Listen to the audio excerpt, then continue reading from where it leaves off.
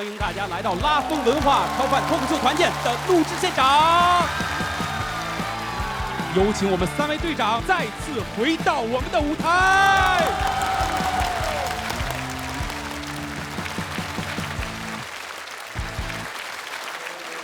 第1位队长来自硅谷脱口秀的孙刘。第2位队长，拉风喜剧总制作人子期。第3位队长，波士顿顶好喜剧的主理人 Carl。接下来呢，有请我们本场比赛的嘉宾陈一佳女士登场。大家好。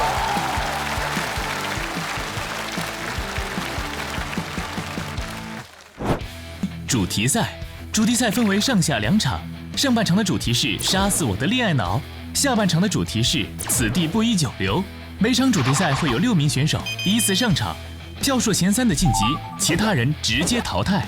12名选手最终会淘汰6人，剩下6人晋级下一轮。那我们下半场的主题是此地不宜久留。因为我们都是海外华人，离开了自己的家乡，离开了自己熟悉成长的环境，到一个新的地方开启新的生活，那肯定是有很多不适应的地方。我就想大家应该都会有那一个瞬间，或者说很多瞬间觉得，哎呀，这个地方其实并不适合我。那我想听听大家分享他们的故事。那接下来有请我们下半场第1位队员，他就是来自观众投的队 White， 有请 White 登场。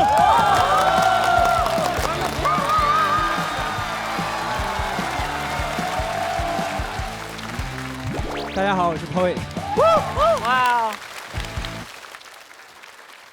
我是一个内向的人，所以对于我来说，哪里有社交，哪里就此地不宜久留。我特别害怕美式社交，其中最可怕的是小说 （small talk）。小说的重灾区是公司组织的 Happy Hour。Happy Hour 是一种团建活动，它的主要目的是帮助一群不太熟的人确认一下大家确实不太熟。我第一次参加 Happy Hour 的时候就觉得非常的尴尬，完全不知道跟别人聊什么。当时我拿着一杯饮料，正在像一只麻雀一样僵硬地躲避别人的目光。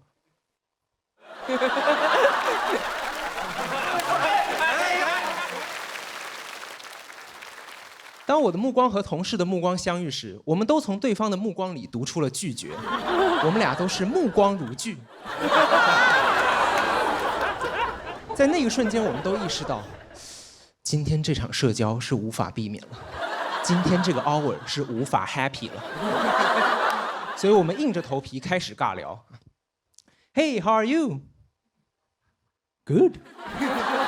You? I'm doing okay.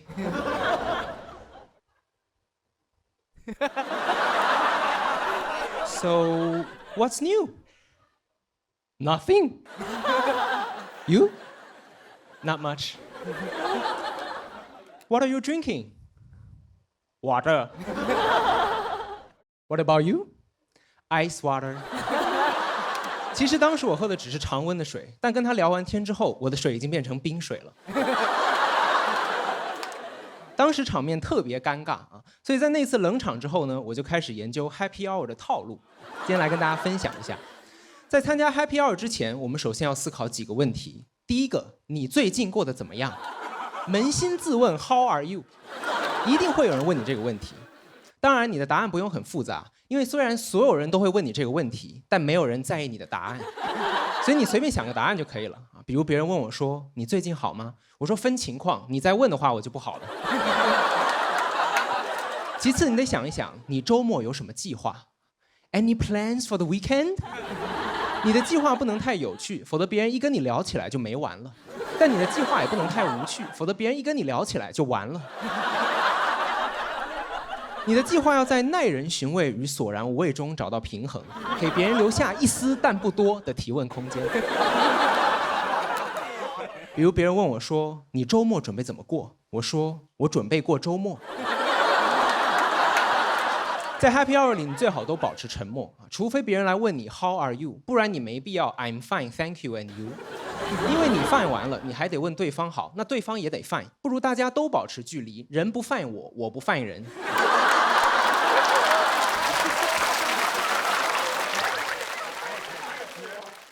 然后在 Happy Hour 里，你还可能会听到一些 fun facts。fun facts 最大的特点是它肯定不 fun。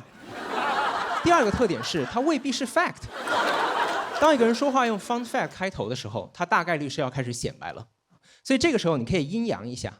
阴阳语句的标准开头是哦哇哦，特别好用，可以接住任何 fun facts。别人说 fun fact I can do magic tricks。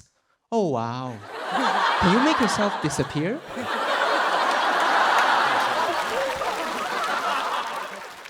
Fun fact I can put my whole fist into my mouth。 哦哇哦 ，You should put that on your resume。那既然有社交的地方不宜久留，内向的人应该去哪儿呢？厕所。我第一次在 Happy Hour 上尬聊完，就躲到了厕所啊，在隔间里面，我把马桶一冲，厕纸一垫，内向的人在此充电。在厕所里面，我再也不用被迫社交了。当我休息够了，我推开了隔间的门，结果迎面遇上了刚才的印度同事。在这个瞬间，我突然意识到，在这个 restroom 里，我既没有 rest， 也没有 room 了。Hey, what's new? I had too much water. What about you? Too much ice water. Any plans for the weekend? Just do weekend plans. Fun fact, I can do magic tricks. Oh wow, that's fantastic. What can you do? Well, I can make myself disappear. 好了，谢谢大家，我是 Polly， 谢谢你们，谢谢。第一位队员已经表演完毕，请大家积极投票。3、2、1，请锁票，感谢，谢谢大家。哎，我先说，大家别说话。一佳，你猜猜他的工作是什么？反正他同事肯定有印度人，所以呢，所以80%是程序员。racist。介绍一下，这是我们来自虾图脱口秀的 Poet。哇哦！谢谢大家，谢谢大家。刚才我看你那个拉票特别不积极，我就说你确实是个内向的人。内向的人，哎呀，非常矮。每次我见到他，他看到我都很勉强的表情，因为我跟他说嗨，他就嗨。可能每一次见到都比较紧张。有一个比公司团建更痛苦的场所，就是你孩子的同学过生日，你跟家长在一起，你懂的是吧？哎呦喂，就看到男生们就排队拿酒，然后在那儿说 How's your beer? It's good. 妈妈们就开始说，也是 How are you doing? What's your weekend plan?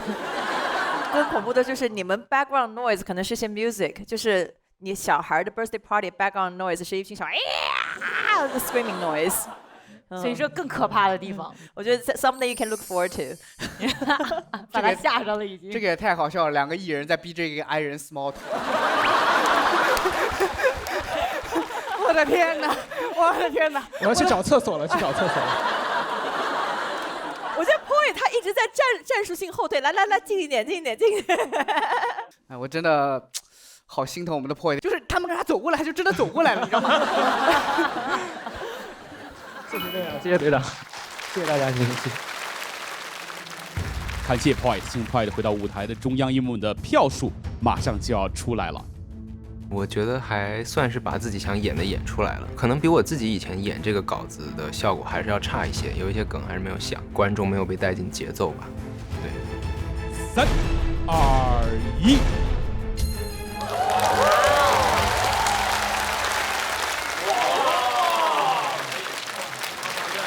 唯一的留下了。谢谢 Poet， 请 Poet 先到我们舞台的一旁休息。那接下来要有请我们第2位队员，他就是来自47都队熊猫。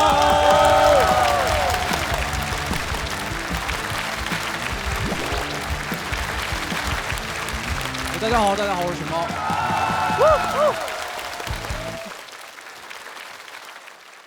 我来自内蒙古包头啊，那个包头呢是个比较落后的城市啊，但关于这一点还是挺有争议的。你用百度搜索框打包头，出来的第一个联想结果是包头是个城市吗？啊，但是我已经很满足了，因为在2024年，起码你用百度是能搜到包头。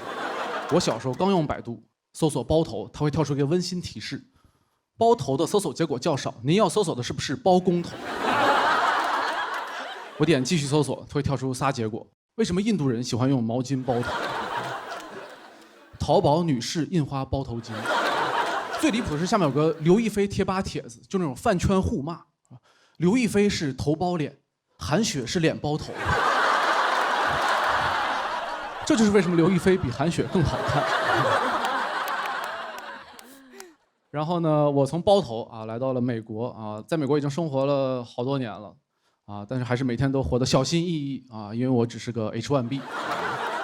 给在座的这个投资移民来的朋友啊，解释一下 H1B 啊。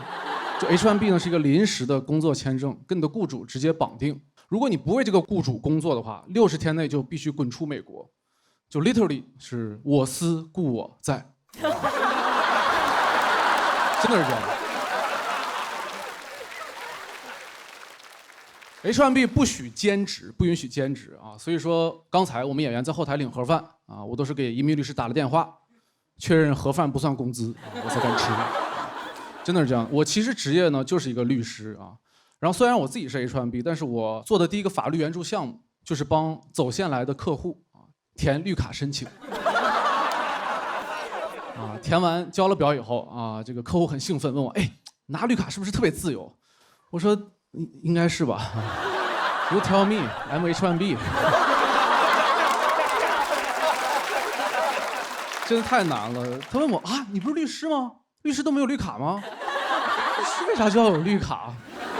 难道是啊医者不能自医啊？律师就可以自律吗？啊？当然了，人家这么问我可以理解，对吧？大多数律师当然就是美国人了。就是我记得我们啊有一次律师协会啊组织去纽约市政厅门口抗议，啊抗议，然后大家就站成一排，举着牌子标语啊在那骂，就骂 Not my president。我也跟着喊 Not my president。然后他们一会儿就喊 2024 Also not my president。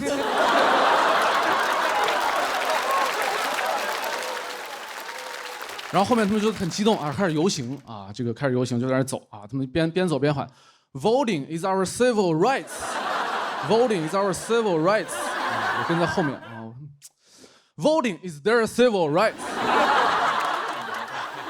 真的，身份问题啊，身份问题真的太让人焦虑了。但是你会发现很多的公众号啊，就会利用这种焦虑。就比如说啊，有一个关注程序员生活的公众号啊，咱们就这么多人，咱们就不点名了啊，就叫他2亩4分地。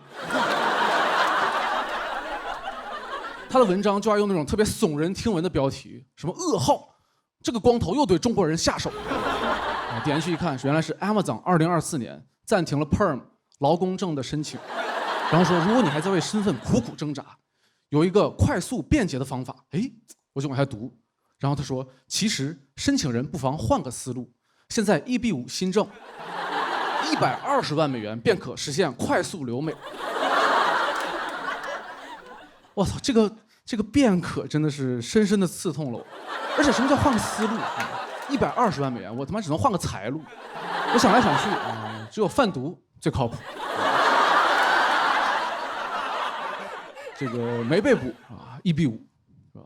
被捕是吧？20年起步，联邦政府包食宿，也算是进入了体制内啊，上岸了 ，literally 铁饭碗。不过其实我已经很知足了，因为我至少我还有工作，至少我思故我在。当然了 ，H1B 更荒谬的还是他要靠运气，就每年要抽签，对吧？很多人就是因为运气不好，就被迫要回去。就运气这一块确实只能求神拜佛，对吧？我们纽约上周大家可能都知道有个叫庄严寺的地方，啊，现在这个据说人流量80%啊都是留学生，就很荒谬。很多人这辈子第一次进寺庙啊，居然就是在美国啊，为了抽 H1B， 而且他们都不知道流程，进了大殿都不知道该拜谁，只能打开小红书看拜佛 repo 啊。看谁比较灵啊！进去以后找到了啊，扑通跪下说，菩萨你好啊，我的情况是这样的，我在学生的时候呢是 J1 签证转 F1 签证啊，后来申请了 I564、I8269，后来被拒了啊，我又申请了 I192 现在我的女朋友呢在等i140和i765。现在你也知道 H1B 要海底捞了，所以我想请你保佑我求婚成功。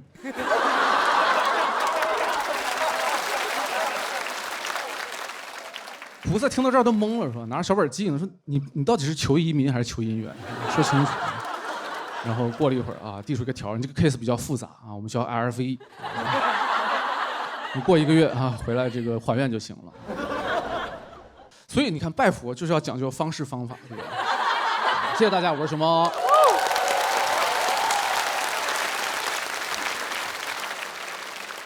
感谢熊猫的演出，请大家积极索票。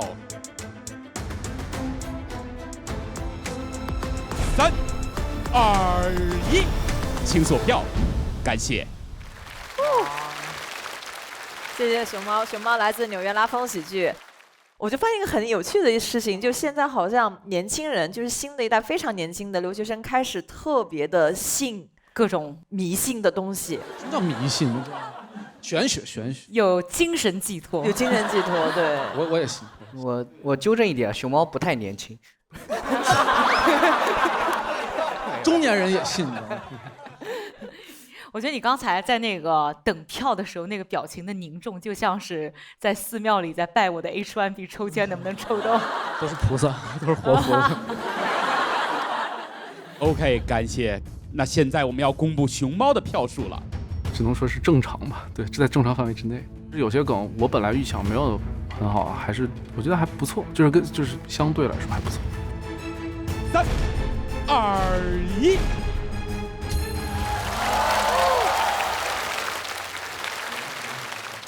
谢谢，感谢熊猫，请熊猫暂时到我们场边进行休息。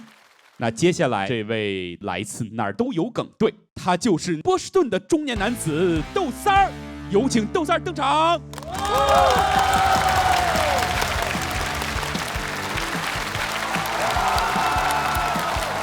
家好，我是豆三儿，大家好吗？好。啊，很高兴啊！大家能看出来我是个程序员吗？看不出来，看看发际线呢。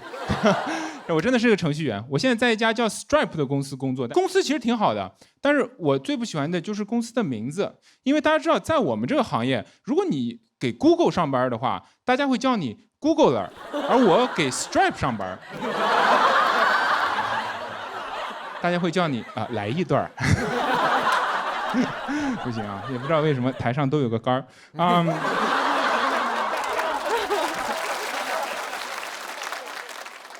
今天说什么？说此地不宜久留，是不是？就很神奇。我每次到一个新的地方，我就会莫名其妙的把自己放到一个令人尴尬、令人想逃的一个境地里头。比如说这次回国，我去了苏州的寒山寺，不是去求 H1B 啊。我走进那个大雄宝殿，庄严肃穆，哇，有一个大师走过来，慈眉善目，跟我说。施主，可以请一盏长明灯，在佛祖身边，佛祖会保佑你的。我一下感动了，我是陌生人啊，我说大师啊，佛门中人每个人都好善良啊。大师微微抬头说：“一盏灯400。”我说大师，我是中共党员，好像不能信这个。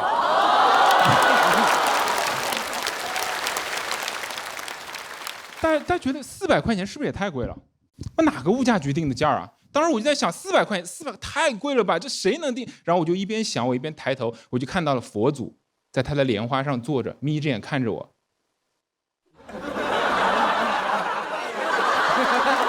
啊，西天物价局啊！后来嘛，也是花了400块钱。真的花了400块钱点了一个灯，因为不想让大师在他的领导面前难堪。但是我当时给了400万块钱之后，大师还跟我说啊，你知道吗？就是400块钱啊，你这灯只能亮1年，就你敢信？它还是个 subscription， 就很尴尬，太尴尬了。然后这次回国，我去完南方之后，我还去了一趟东北，第一次见我的老丈人。谢谢大家，结婚了啊！我老丈人真的对我特别好。最后一天了，他跟我说：“哎，咱俩呀，应该要互相加深一下了解。提了一个特别好的建议，叫咱俩去泡个澡啊。当时我的内心和今天的主题超级契合，哇，真的就是太尴尬了。然后因为我是个南方人啊，去北方洗浴，冲击力太大了。就我撩开门一推门进去，我就怔住了。我说我哪一次性见过那么多光屁股的大爷呀？我也不知道这北方洗浴是这个 dress code 的吗？对不对？不过该说不说啊，就我一旦脱得一丝不挂，就显得特别真诚。我再和我老丈人有任何对话，我的双眼直视他的双眼。我这真怕看到啥呀？然后后来整个这洗浴流程就开始了嘛。他知道中间有一个环节叫做搓背，很神奇啊！就一个搓背的那个大爷，给我带到了一个大概这么宽、这么长的一个这个案板上。这里有个洞，你往上一趴，把头正好卡在那儿，然后你就不知道周围发生什么事儿了。但我能感受到大爷在我身后忙活起来了。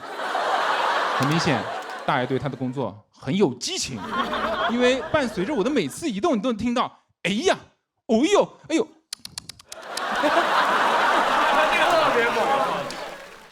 他的每一个语气词都在向周围传达这样一个信息，就是这个人可太脏啦。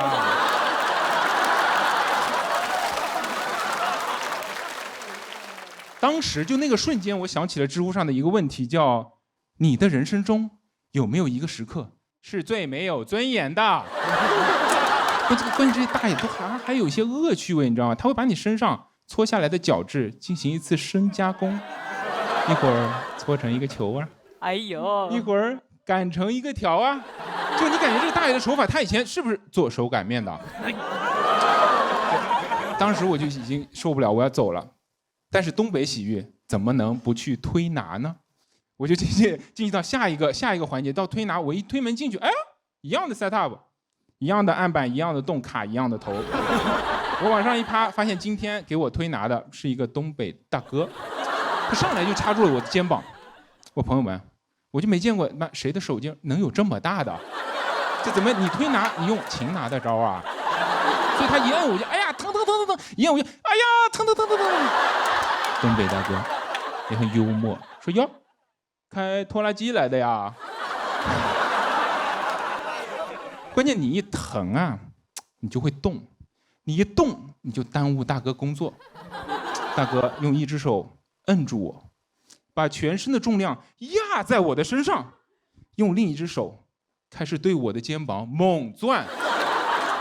我也是第一次知道这个人呐，还能长出这么硬的胳膊肘。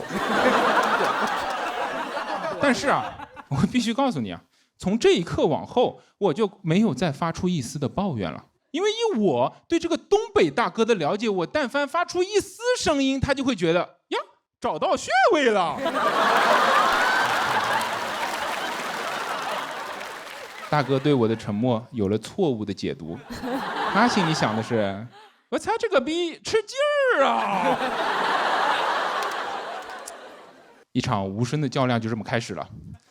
大哥不停地加大力量，我不停地绷直身体，哇，我的双手和双脚团成了4个拳头。我不知道你有没有绷过身体啊？你的头和脚会在空中的，就你远远一看，你感觉这个要起飞了吧？太疼了。唉，疼得我夹紧了我身体所有能夹紧的部位。我这么说吧，我其实进去的时候有点想上厕所的。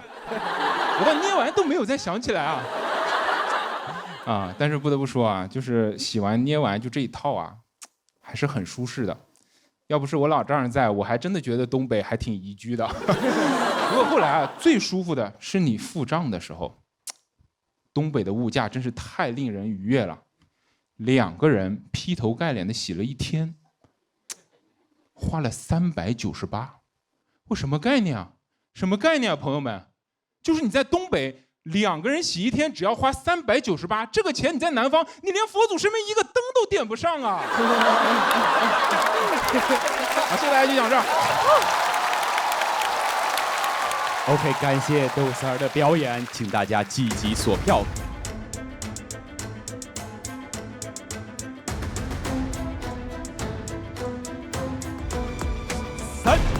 2、1，请锁票，感谢，谢谢大家。来自波士顿顶好喜剧的窦三啊，非常有活力的一个中年男子。对他们跟我说让我给一个人设要写一句话，我说咋写呢？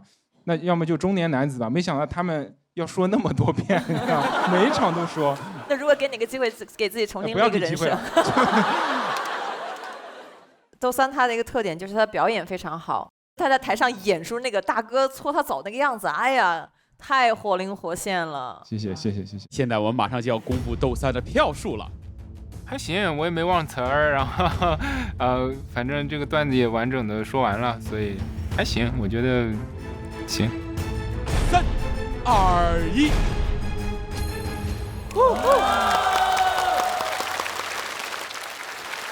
现在 point 82.2，熊猫76.6，窦三儿71.6。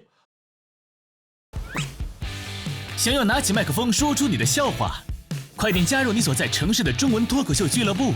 没有俱乐部没问题，欢迎关注 Crazy Love Comedy 拉风喜剧，并咨询线上公开课及读稿会。下一期超放脱口秀等你来见 ，Let's make crazy love。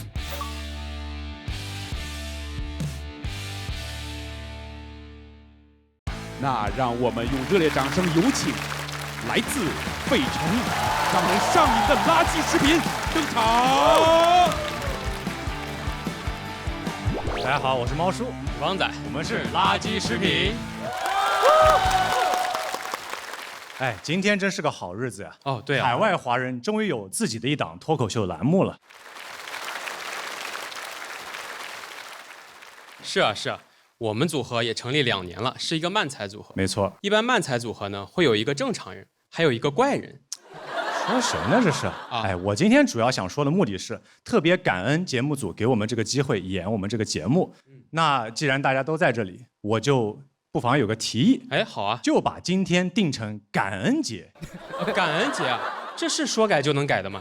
那个是11月份的节日。哎，我来帮大家科普一下感恩节吧。哎，好就是我前几天特意在鸡百上面搜索了一下。鸡百是什么？维基百科，不要乱起缩写。感恩节是源自北美的节日啊，源自于那个基督教。基督教吧，基督教是擦边球主播吧？历史记载啊，公元16年有一艘从英国到美国的客船，你记不得就不要说了。客船的名字我记得，母夜叉号嘛。5月花号。母夜叉，谁会开着母夜叉出海啊？5月花号上满载着对教会失望的明教徒。清教徒？这跟清朝、明朝没有关。不对呀，明教徒是《倚天屠龙记》里面的吧？清教徒们一路向西，披荆斩棘，终于取回了真经。那你查混了吧？取真经是去的印度。哎，不对啊！你看，新大陆上有 Indians 啊，印度也有 Indians 啊，新大陆就等于印度。那照你这么说，那加拿大还有 Indians 呢？那加拿大就是印度。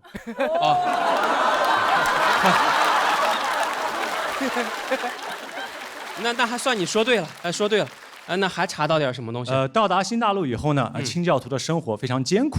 哎，是他们到了一个新地方，缺衣少食。哎，看来此地啊不宜久留啊。哎，没错。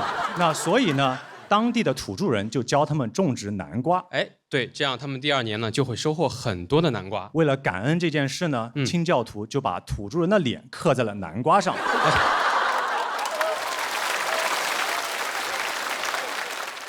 你那个是万圣节啊，感恩节咱不刻南瓜。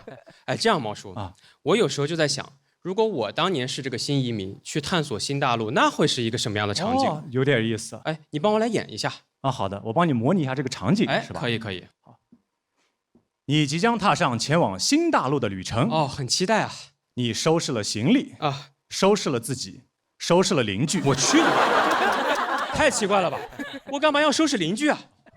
你带上了牙刷啊，带上了牙膏，带上了智齿。哎，智齿啊！我在国内好不容易拔了，还要再带出来吗？你带一些导航用品嘛？带一个指南针啊，一个罗盘，一个丝楠啊。不，太多了。导航用品我带一个就够了啊。带一些锅碗瓢盆筷子勺子盘子。哎，又多了。这样吧，我带个盘子，带个勺子就够了。你把勺子放在了盘子上，组成了司南。你这还是导航用品啊？东西都带齐了，你准备出发啊？突然想上个厕所啊？那个男生出门之前上个厕所很正常啊。对对对啊。你在这里干什么？我在你厕所隔间，我也想上厕所呀。我家是公共厕所啊，我一个人上厕所就够了。啊，好的。我马桶上还有人吗？我在演你的马桶啊。马桶就不用演了。这个冲水的音效太恶心了吧？当你把东西都收拾好，上完厕所以后，发现没纸了。哎，那我随便找个东西擦一下吧。到了检票口，不让你上船。哎，那为什么呀？我这船票都买好了。你把船票当手指擦了呀？谁会把船票放在厕所？还好船票上的油墨将登船信息印在你的屁股上。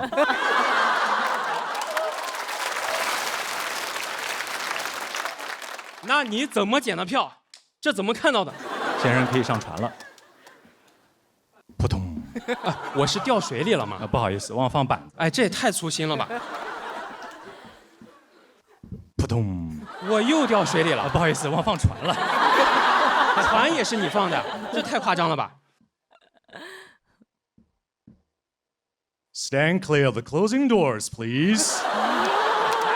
我是上了纽约地铁，这地铁能开到新大陆去吗？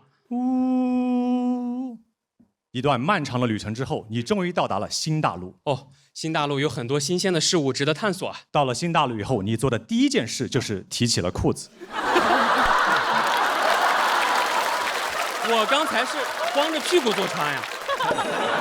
你在新大陆上发现了一个奇怪的鸟巢。哎，这是什么鸟啊？旁边还有一个水立方。那是北京的东西啊。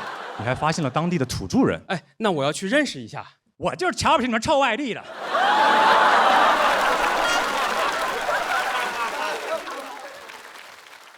你这是北京土著啊！你发现土著人的科技非常落后。是，因为咱这个北美大陆跟其他大陆隔开太久了。于是你教土著人养牛。发展畜牧业，教他们种植茉莉花。哎，这是咱代表中国的传统花种。把牛奶和茉莉花一结合，茉莉奶白啊！你教的是法拉盛土著吧？哎，这样吧，毛叔，够了啊！这个时候啊，一般土著人会邀请我们去到他们家里做客，参观村庄什么的。哦，你来演一个土著，我来演土著人，帮我练习。你来参观。哎，好的，没问题。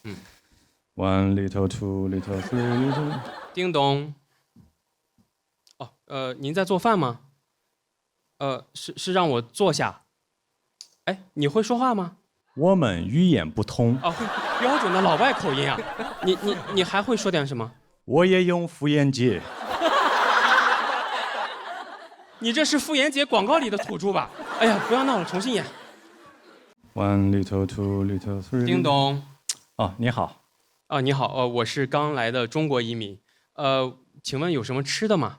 我们这里homeless 比较多啊。你找他们要一些 homeless chicken。叫花鸡是这么翻译的吗？你有没有真正能吃的东西？臭外地上北京要饭了是吧？你还是刚才那个北京土著啊！哎呀，重新演，不要闹了。One little, two little。叮咚。嬛嬛，你怎么来了？朕有事找你商量。《甄嬛传》呀。自从华妃走了以后，皇后主理六宫啊。于是朕决定将此地更名为皇后区。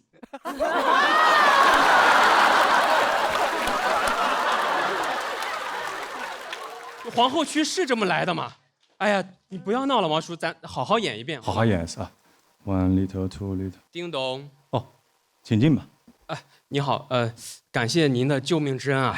没什么啊。其实就像你一样在成为土著人之前，我也是一个新移民。哎。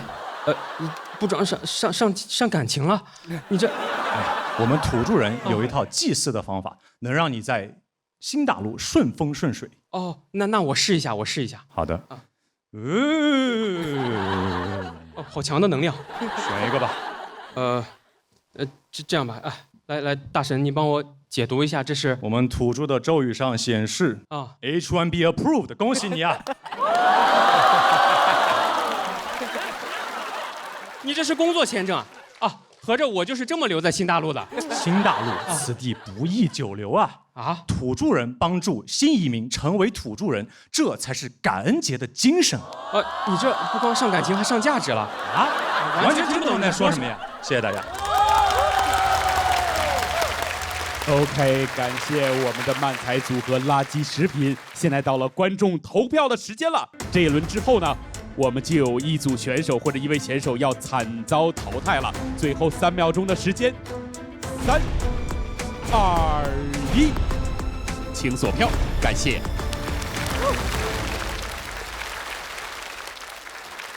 特别好，特别好。我第一轮就选择了我们的垃圾食品，就是我特别喜欢他们的演出，就是我看一次笑一次。谢谢。没想到漫才也能上价值，我是真的没有想到的，朋友们。把你的活儿给抢了。他们每次在纽约线下演出的观众投票都是断层式第一，断层式第一，哇塞，对，非常厉害。另外3个很紧张的样子。第一次到现场，觉得很好玩，很有意思。下次上台说一段。谢谢你。对，我们俩说个漫才。对，你们俩可以做一个。那在票数出来之前，先有请我们刚才票数较低的豆丝儿回到舞台。就差一点点啊。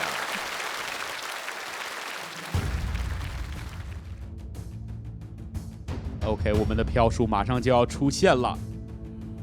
我对今天的内容还是有信心的，这段我在线下也试了很多遍了。3、2、1，哇！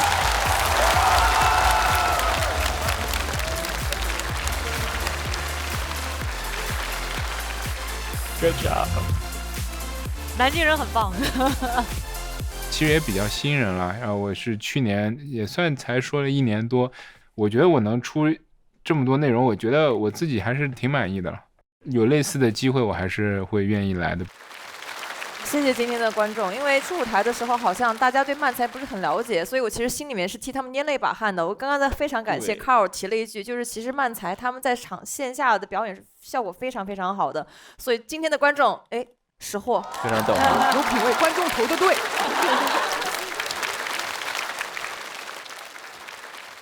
接下来有请我们哪儿都有梗队巴尔的摩女战士冰淇淋登场。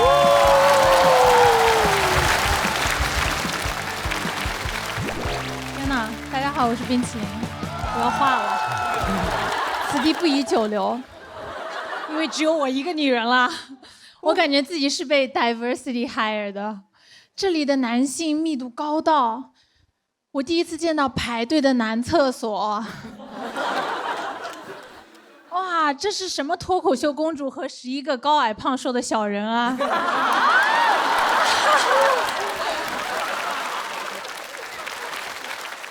我真的不敢想象，如果我继续留在舞台上，然后看着男嘉宾们一个个的被淘汰下台，我有种错觉，我参加的是《非诚勿扰》啊！那我打算把灯都灭了。哎，真的，上个赛段我拿了全队第1。谢谢。但我是一个配得感很低的人。所以我就是一直会觉得我不配，然后我不够好。上一次我抓我前任就是捉奸在床，我想的是不是我有问题？然后这次我拿了这么高分数，我说是不是屏幕有问题？是黑幕吗？然后我后来就意识到我这个人配得感这么低啊，是因为我从小我爸妈的不关心。小时候我溜冰。把腿摔断了，给我妈打电话说：“喂妈，我那个腿摔断了，现在怎么办？”我妈说：“自摸。”她说：“啊，腿断了，那什么？那你想让我干什么呢？”哦，我打8万。我说：“妈妈，那你要不给我也打个8万？”就是当时我真的不知道我想他干什么，但现在我终于知道了。我想让你给我提供一点情绪价值，啊！然后我妈听了说：“情绪能有什么价值？能吃吗？还是能碰？”我说：“妈，你能刚啊？”对，然后我妈她虽然不关心我，但是真事儿，她会在外面收养留守儿童。我小学2年级就看到我妈手机有一条短信：妈妈，你的生活费我收到了，谢谢你来看我，爱心。我现在懂了，这女人不在家，原来是外面有人了。我问我妈，我说这个女的是谁？你给我说清楚，这个女的到底是谁？我妈说，哦，她呀，妈妈在外面收养的一个那个留守儿童嘛，妈妈会辅导她写作业，然后供他们上大学。我说你给人家辅导写作业，你都没有辅导过我写作业，那你是觉得我没有作业吗？然后我就感觉，为什么背着小孩在外面养小孩不犯法？我想报警，警察叔叔，我妈在外面有人了。警察叔叔连夜送来了一面锦旗，国民母亲啊，温暖人心。而且都有2个了还不够，我妈又给我生了个小3。我弟出生那年我9岁，然后我妈瞒着我，她那个肚子一天一天越来越大。然后我就说，妈妈，你快去看看吧，你这是不是什么癌症啊？我妈说没事的，妈妈约好手术了。10个月之后，她把切出来的东西带回来了，确诊了直男癌。孩子一多嘛，我不管怎么努力，就更加得不到他们的肯定了。小时候我考第1名，我回家跟我爸说，我爸说，瞎猫碰到死耗子了。我连考5个100，然后我爸到处跟亲戚说，别夸他，他就是瞎猫碰到了死耗子。谁家瞎猫连碰5只死耗子啊？我是连夜刨了老鼠的祖坟吗？我爸就用瞎猫碰上死耗子定义了我的一辈子，甚至我现在做的工作都是啊，我用老鼠研究癌症，就业方向找的是死耗子多的。然后死耗子一多呢，确实运气倒是真的很好。我去年啊发了一篇 Nature， 哎呦我的妈呀，关注作品啊，我的 OnlyFans 账号是，然后那个标题写的是科学家研发新药，什么什么有望治愈血癌，大家可以去搜啊，帮我转发一下。然后我爸妈都没有转发这条朋友圈，我就连夜气的我说我要看看你们的朋友圈都在发些什么。有什么比你女儿发 Nature 更值得发的？我爸一看，没有人会倒霉一辈子。（括号深度好文）对他来说，比治疗癌症更重要的是人不能倒霉一辈子。他不想关心癌症能不能治，他就想知道运气差啊还有没有救。我感觉他真正需要的是我在 Nature 上发一篇瞎猫真的能抓到死耗子哎！这也太荒谬了！我去翻我妈朋友圈，她的第1条是一个测试，我在杭州话6级考试中得到了110分，你能超过我吗？反正在我妈眼里，我不会说杭州话，能治癌症有什么用？杭州的病人又听不懂我讲普通话。我还凶我妈，我说妈，我小时候考了5个100，你没发过朋友圈，你考个110你发朋友圈，那你没考到110呀？此地不宜久留，说的就是我家啊，妈，我也不想考110了，我现在有更重要的事情去做，我要去研究死耗子，拯救人类啦！谢谢大家。OK， 感谢冰激凌。现在又到了我们投票的时间。OK， 倒计时，3、2、1，请锁票，感谢。哇，我是觉得是今天我看到唯一一个让我又觉得好笑又稍稍有点心酸的。不用稍稍，他可心酸了。因为自己是当妈，你知道吗？就会看不得有孩子说是因为妈妈对自己不够好的那种。现在也可以收养。是，冰姐很优秀，但是她还是一个新人，大家可以看出来。就这篇稿子我们也改得很费劲。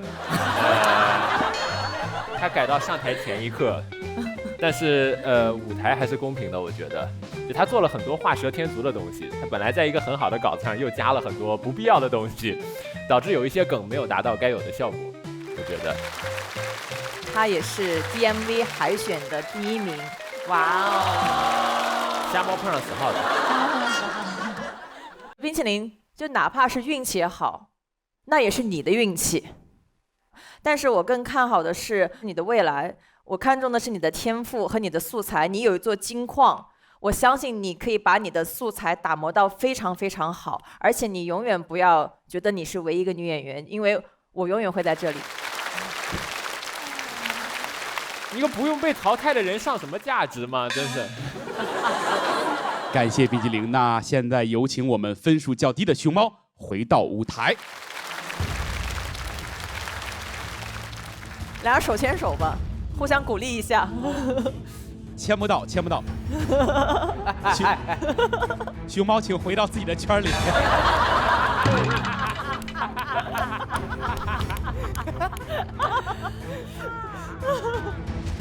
好，我们准备。是个完全新的稿子，然后也没有把握，因为没有试过。但是我觉得我对我讲的东西我还是比较喜欢的。3、2、1。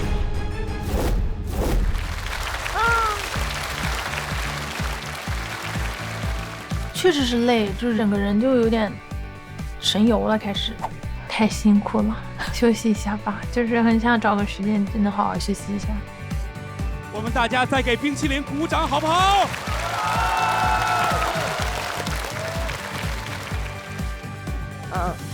就是，你说吧，我准备好了。就是我想说，2年半前拉风喜剧纽约我们办第1场开放麦的时候，我们有9个演员，其中8个是女孩子。我们看到台上的每一个男演员，他们都很优秀，但是我想说，可能女演员会经历一些男演员可能经历不到的事情，比如说大家会对你的容貌的关注，大家会对你觉得你天生就不应该好笑，你可能就是应该做观众的角色。我希望有更多女孩子坚持下去，就坚持下去就可以了。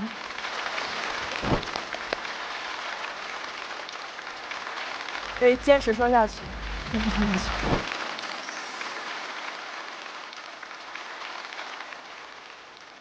有点小的私心吧，就是作为一个女脱口秀演员，我希望我能够走得越来越远，可以让更多的女脱口秀演员看到我走的顺利也好，走得勇敢也好，能够让他们坚定的继续走下去。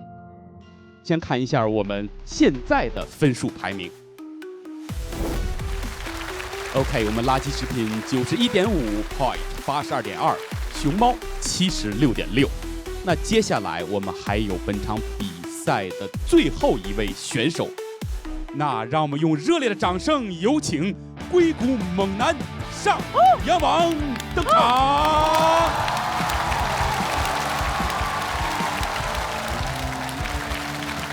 大家好，我叫邵阳王啊，不知道今天来现场的观众有多少已经有男朋友了，我反正是有了。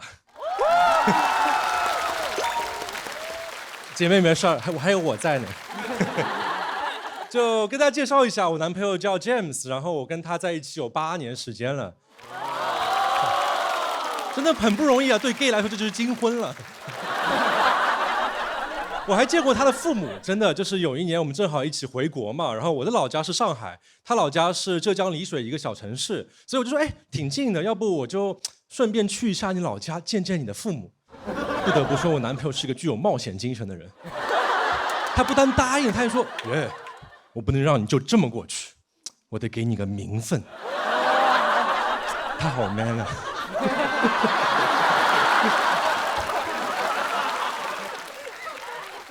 没完啊！于是我就成为了他在英国交换的时候，恰巧在英国读书，他来美国读博的时候，在同一个实验室帮了很多的忙，特别有缘分的这么一个普通朋友，全是编的，就编成这样，就是因为你知道，一般的普通朋友没有办法解释为什么回4国还要去他家。我男朋友还不放心啊，第2天把我的人物设定打印出来扔给我，说，哎，这2天没事的时候多翻一翻。我真没想到啊，就别人见家长带礼物，我见家长带剧本。然后我回国啊，坐火车去他老家嘛，我还记得就是我左边的那个大妈在那边看剧，我右边人在那边睡觉，我们两个拿着剧本在排练。那大妈还问我们哟，小伙子去哪里上节目啊？我说哎没有，就给他的亲戚表演个节目。然后火车到站那一刹那，我就顿时就很紧张，就是那种感觉就像是民国谍战片。我是个地下工作者，这次我的任务是要打入敌人的内部。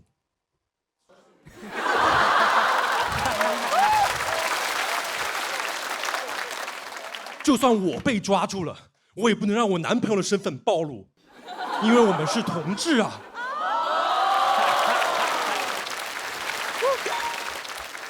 但是我觉得我在的那个谍战片，它剧情绝对有问题，因为为什么下火车之后第一站就是见他全部的亲戚？就我当时都傻了，我稿子还没背熟，不应该找个不太熟的朋友练一练吗？我男朋友说我有什么办法？我妈一说我回来了，他们就全来了。到了晚上吃饭那个地方，光看那个圆桌的大小，我就非常确定，他全丽水的朋友全在这儿。就我当时就很害怕，就靠，就是我在想，就是 James， 你以后最好对我好一点。我今天要是掉个链子，你在你老家就完了。而且就是真的是满满一桌他的亲戚，就我一个外人，他们都不聊其他的了。就聊我，给我感觉像是他们全家在审讯我，问的都是什么问题？说你们到底什么关系？哎，为什么你们都有络腮胡？你不是说你是英国的吗？那我要考考你，英国脱欧对英国经济有什么影响？最可怕是他那个三叔直接把3瓶白酒往桌上一放，说：“哎，我们把它喝完，我们接着聊。”我靠，审讯用的辣椒水哪有这个好用啊？我就想躲嘛，但是你永远躲不掉一个国内中年男人给你递来了酒，他们身经百战啊。我说我不会，他说不会就得学。我说我最近身体不好，他说那更好，喝酒活血。我说我真的不能喝了，他突然盯着我。你到底是不是一个真男人？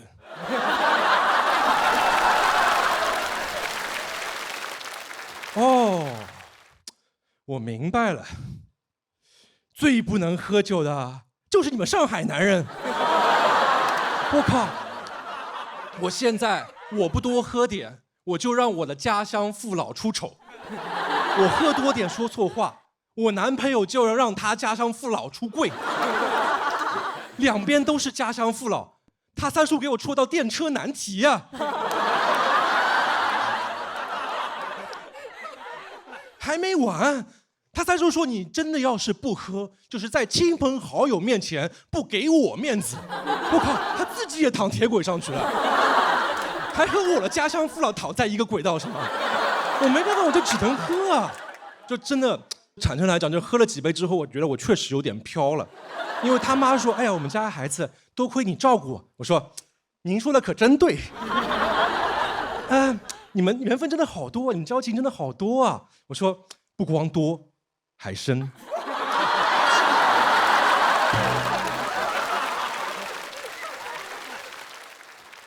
那阿姨有个事情想要拜托你一下，你能不能帮她在美国找个对象啊？我心想，这不巧了吗？还叫什么阿姨呀？叫妈呀！然后我就脱口而出：“妈呀！你知道在美国找对象有多难吗？我都单身呢。”然后他们说：“那你们就相互帮助，相互帮助。”我说：“我保证，只要他不脱单，我就绝不脱单。”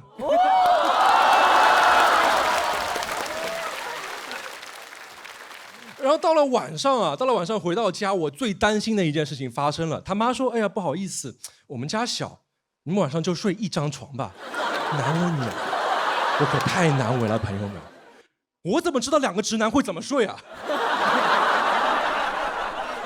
就我们2个1.8米的个，躲在床的最两端，中间是他初中开始盖的被子，远看就像个易拉宝，我都不敢转身啊，万一四目一对，我靠，我就僭越了。就我做了几10年的 gay 啊，就那晚睡得最直。然后到了第2天我就要回去了嘛，然后他妈还特地开车送我去那个火车站嘛，然后我还记得那个画面，就很和煦的春日的阳光照在他妈的脸上，他妈微笑的对我说：“哎，找对象的事情别忘了。”我也微笑着对他说：“你儿子的终身大事，就交给我吧。”然后上了火车。此地不宜久留，但我想有一天我能久留此地。谢谢大家，我是校长。OK， 感谢上阳王。现在又到了我们投票的时间了，请大家积极投票。哎呀，这拉票的方式是吗？1，请锁票，感谢。好棒啊！我很喜欢你最后点的那个题，真的是有点出乎意料。他跟你最大的区别就是那个价值上的不硬。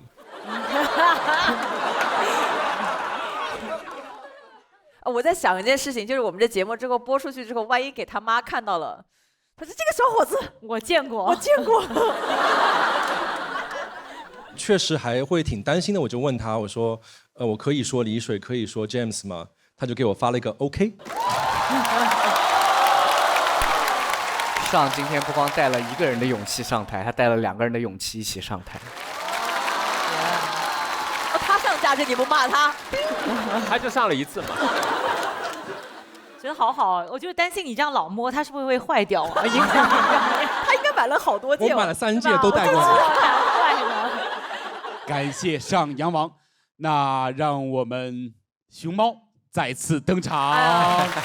都是我们4期都对的。哎呀，那到底花落谁家呢？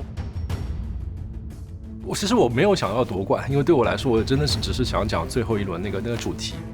只要上台我就压力大，其实对。最后3秒钟，3、2、1。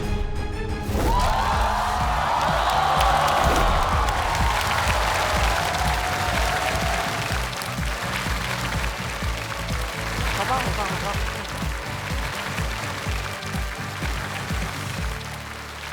非常平静，而且非常放松，因为不用再准备别的稿子。首先大家都很不容易，真的是非常，我就觉得哇，这么一个项目真的要太多人在背后努力，真的是非常难。然后包括主理人非常难，但是大家还能同时享受喜剧。OK， 恭喜我们3组选手成功晋级。现场限时创作意外不断，队长加入比赛，精彩即将上演。他们对着一个他们完全不喜欢的类型夸了1个晚上，夸得我走出 gay bar 的时候都有点自信了。我说我也没想到，我屁股还蛮翘。谷爱凌3岁，她姥姥就教她3位数的乘除法了。3岁，你要采访她姥姥，她姥姥就会说：“哎呀，这是孩子自己要学的。”我刚教她1+1，她就跟我说：“姥姥，加法太慢了，有没有种东西叫乘法呢？”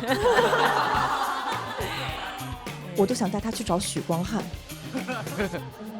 叫爸爸。爸爸。许光汉说不，干你娘哦！我说 OK 啊。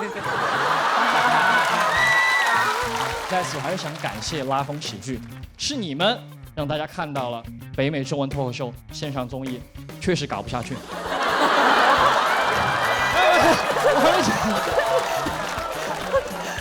就为了演直男，我什么都做了，打球、打架，我还看过 AV 呀。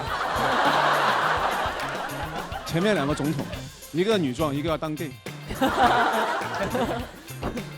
我这种直男能干什么？他只能上才艺。OK， 我们3位队长的最终票数到底是多少呢？